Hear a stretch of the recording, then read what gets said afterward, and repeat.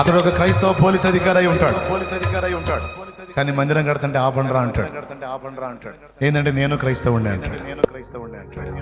అతడు ఒక క్రైస్తవ లాయర్ అయి ఉంటాడు. అతడు ఒక క్రైస్తవ పంచాయతీ సెక్రటరీ అయి ఉంటాడు. అతడు ఒక క్రైస్తవ కలెక్టర్ అయి ఉంటాడు. కానీ జరుగుతున్న దేవుని పనులు ఆపండ్రా అని ఆజ్ఞలు జారీ చేస్తాడు.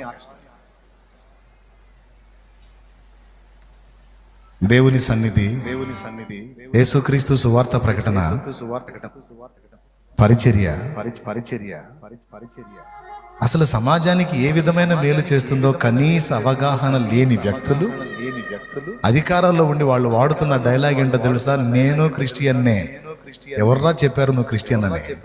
సోదరా, నిజంగా నువ్వు క్రైస్తవుడు అయితే చింత ఉంది నాన్న, నీకు బాధ్యత ఉందా? నీకు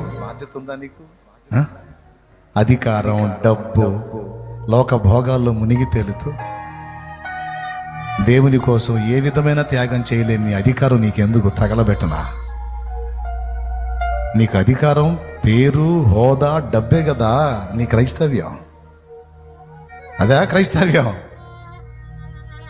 నశించిపోతున్నారే సమాజంలో, సత్యమెరగని స్థితిలో నశించిపోతున్నారు.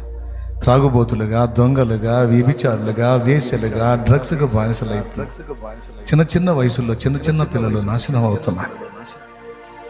వారిని బాగు చేసేది కదా క్రీస్తు మార్గం. వారి మనస్సాక్షిని వెలిగించేది కదా క్రీస్తు మార్గం అనే సత్యం నీకు అర్థమైతే, అవసరమైతే చేసే ఉద్యోగాన్ని కూడా నిలువున రాజీనామా ఇచ్చి దాన్ని రిజైన్ చేసి ఆత్మల రక్షణ కోసం పరిగెత్తుతావు కదా సోదరా.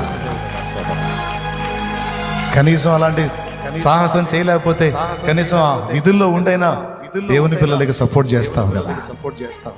అన్యులకు భయపడి అన్యుల మెప్పు కోసం దేవుని పనిని పాడు చేస్తూ నేను క్రిస్టియన్ అని చెప్పుకుంటున్న వాళ్ళని చాలా మందిని చూశాను నేను. అందుకు చెబుతున్నాను, సిగ్గు తెచ్చుకోవాలి.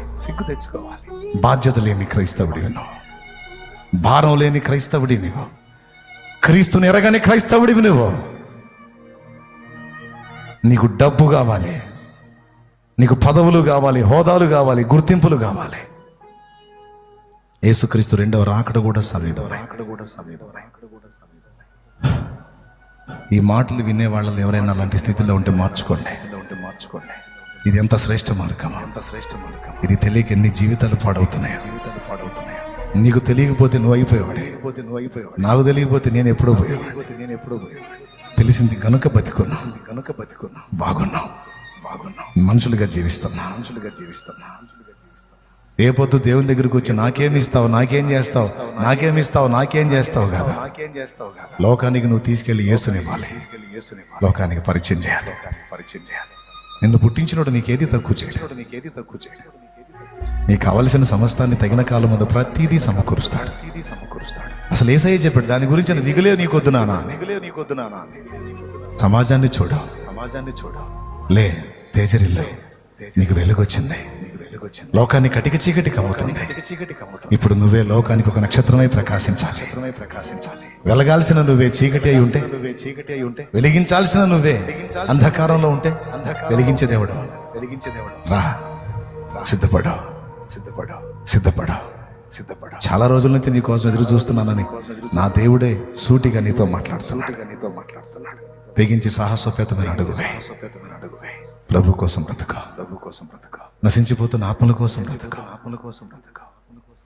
చింతలేని క్రైస్తవురాలిగా నువ్వు ఉండదు. నేను ఈ పాట పాడినప్పుడు నీకు గుచ్చుకోవద్దు. నువ్వు చింతలేని క్రైస్తవురాలిగా ఉంటే ఖచ్చితంగా గుచ్చుకుంటుంది. కొంతమంది శ్రమ పడుచుండగా చింతయలేని క్రైస్తవులందరి, బాధ్యత లేని క్రైస్తవులందరి పంపుము దేవా. నువ్వైతే అలా ఉండదు. నువ్వు లైన్లోకి వచ్చే ఉండాలి.